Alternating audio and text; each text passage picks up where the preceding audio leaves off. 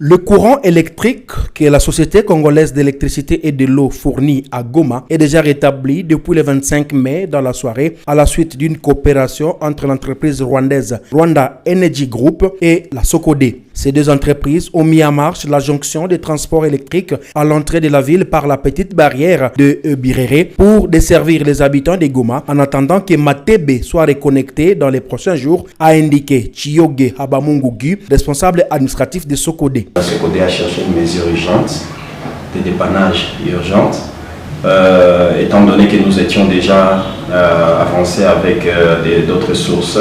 Donc nous avons contracté REC pour essayer de voir dans quelle mesure il pourrait nous fournir de l'énergie dans l'immédiat, histoire de permettre à ce que la ville reprenne sa normale.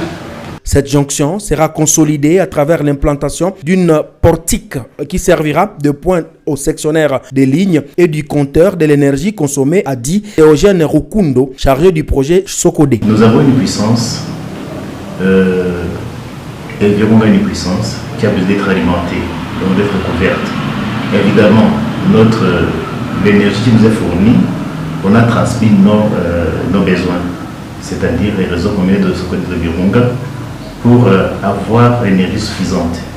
Heureusement, nous avons trouvé qu'ils avaient une réserve suffisante de 50 MW de jour qu'on peut profiter.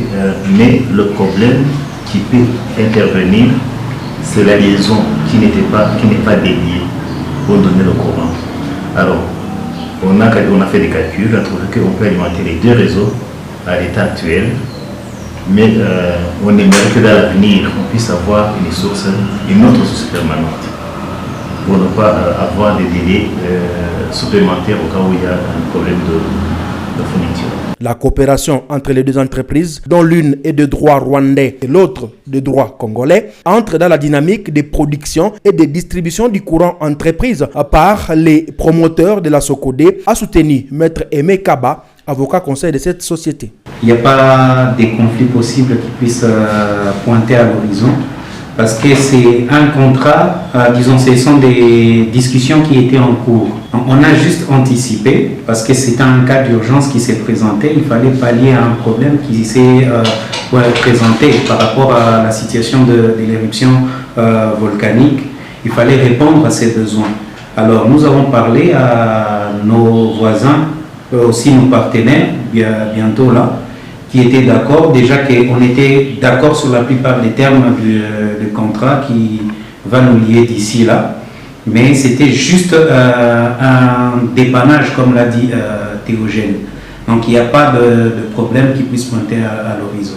Les abonnés de la Socodé sont déjà servis et cette société s'attelle à donner du courant à son fournisseur Virunga Energy qui a été aussi touché par la lave du 22 mai 2021.